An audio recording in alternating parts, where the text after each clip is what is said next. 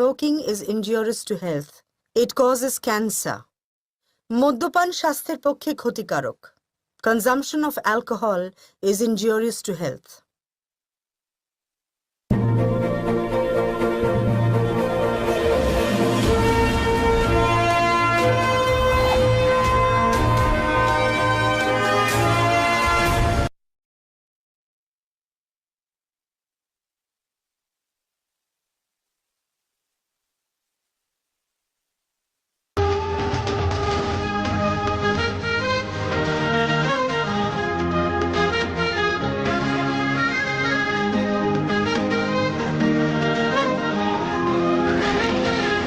বাপ অতগুলো টাকা আগাম নিল জমি কিনবে বলে, আর এখন বলছে চলে যাবে।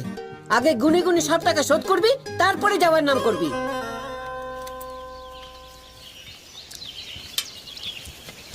শোনো, বিপুল ডাক্তারকে বলে তোমার একটা কাজের ব্যবস্থা করেছি। ওই কলকাতার সল্টলেকে গিয়ে থাকতে হবে, এক ভদ্রমহিলাকে দেখাশোনার কাজ। ভদ্রমহিলার একমাত্র ছেলে বিপুল ডাক্তারের বন্ধু, বিদেশে থাকে। আপনি আমার জন্য চাকরে চাকরি খুঁজলেন? চাঁদু, কোনো কাজটাই ছোট নয়। এই যে তুমি ভাড়ার গাড়ি চালানোর কাজ করতে, অর্ধেক দিন তো গাড়ি বসে থাকতো, কি হলো? তারপর তোমার বিপুল ডাক্তারকে বলে খাতা লেখার কাজ জোগাড় করে দিল। তখন তো অর্ধেক দিনও তোমার টিকিটিও দেখতে পাওয়া যেত না। দেখতে পাওয়া যাবে কি করে? এই বাবুয়ানি করে নাচ গান হুল্লোড় নিয়ে মেতে আছো।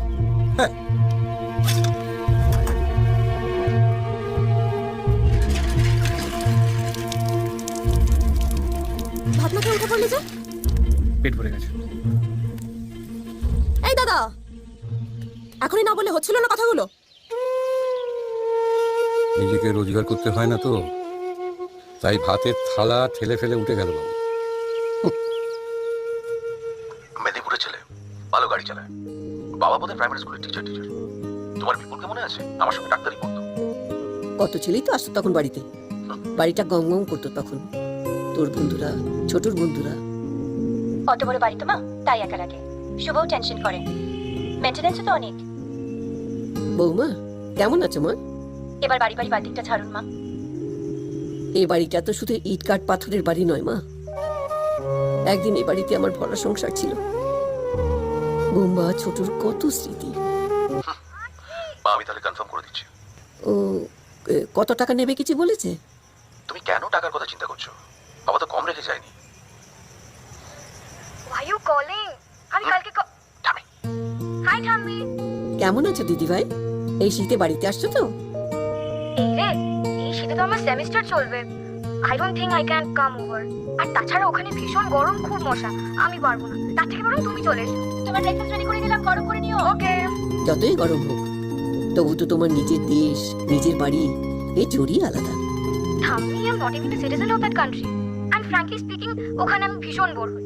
আচ্ছা, আমি এখন আসছি, বুঝেছো? মা, আমি তোমায় আগেও বলেছি, আবারও বলছি, এইবার কলকাতার পাট চুকিয়ে এদেশে চলে এসো। বিশু তো রাজিই আছে। এই বয়সে এক গাছের শিকড় কি অন্য গাছে লাগে রে বাবা?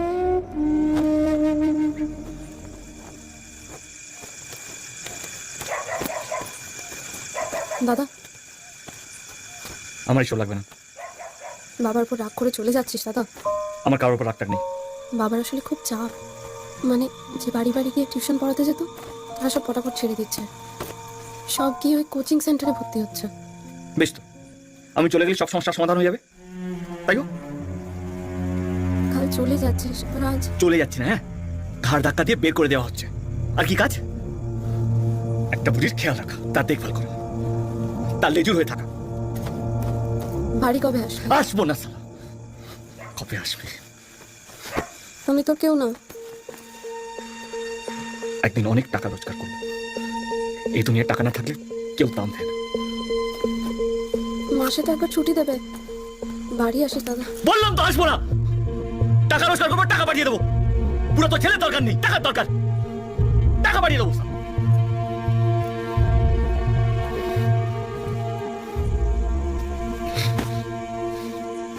এই খেপি, তুই কাঁদছিস কেন? তোর আমি ধুমধাম করে বিয়ে দেবো।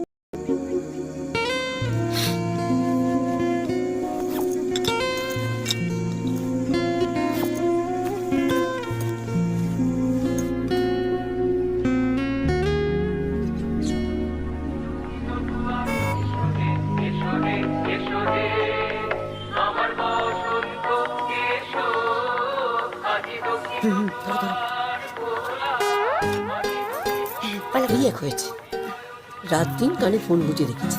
তোমারও তো ঘুম থেকে উঠেই রেডিও, রাত্রিতে শোভা অবধি। আরে কে এসছে দেখবি তো, শুধু ফোনে হ্যাঁ হি হি করছে। আমি কি নিচে নেমে দরজা খুলবো নাকি? এখন রাখছি, বুড়ির বচন শুনতে পাচ্ছ তো, রাত্রে ফোন করবো। হ্যাঁ, যাচ্ছি যাচ্ছি। বোনের সাথে কথা বলছিলাম, বুঝেছো? তুমি তো ভাবো সবসময় বুঝি আমি। বন্যা ছাই, আমাকে বোকা বানাচ্ছে।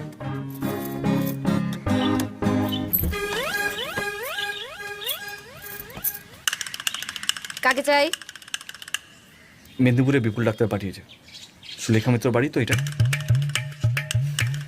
দেখো কদিন টিকতে পারো। এসো।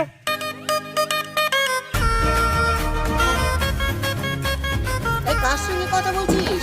তোমার নতুন কাজের লোক। কেয়ারটেকার। তিনটি ডাবার পকেট। কই দেখি কে এসছে। কাজের লোক বলেছে বলে গায়ে লেগেছে। হিরো এসেছে, হিরো।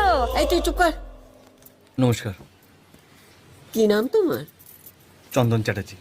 ও বাবা, বামুনের ছেলে। তা কি করতে হবে জানো তো? আপনার দেখাশোনা করতে হবে, আর মাঝে মাঝে গাড়ি চালিয়ে এদিক ওদিক নিয়ে যেতে হবে। বাজার হাট, ব্যাংক, ফোনের বিল জমা দেওয়া, গ্যাস বুক করা। এই তুই বাড়ির মালিক নাকি? হ্যাঁ, সবটাতে ফরফর ফরফর। যা এখান থেকে যা।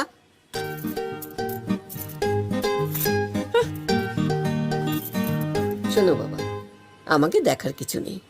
মাঝখানে একটু অসুখ করেছিল, ওই হার্টের দোষ ধরা পড়েছিল, ওষুধ খেয়ে এখন ঠিক আছে। তাছাড়া আমার ছেলে বিদেশে থাকে তো, ওর খুব চিন্তা হয়, বলে বাড়িতে একটা ছেলে থাকলে ভালো হয়। আর শোনো, ওর সাথে বেশি কথা বলতে যেও না, মেয়েটা সুবিধের নয়, সব সময় ছেলেদের সাথে ওই হ্যাঁ হি হি করে যাচ্ছে। তা তোমাকে কি ওই চন্দন বলেই ডাকতে হবে নাকি? ডাকনাম নেই কোনো? চাঁদু। বাহ, আমি তোমাকে চাঁদু বলেই ডাকবো। ফুলি, এই ফুলি, ফুলি, এই ফুলি। কি হয়েছে? এই চন্দনকে ওর ঘরটা দেখিয়ে দে, আর বাথরুমটাও দেখিয়ে দিবি। এসো। আসি। কি? একা ষষ্ঠী কি বলছিল কি বুড়ি? আমার 14 গোষ্ঠী উদ্ধার করছিল তো। রঘু ডাকাত এই মুভিটি ইতিমধ্যে আমার ইউটিউব চ্যানেলে আপলোড দেওয়া হয়েছে। যারা যারা এই মুভিটি দেখেন নাই তারা অবশ্যই আমার ইউটিউব চ্যানেলে ঢুকে মুভিটি দেখে আসবেন।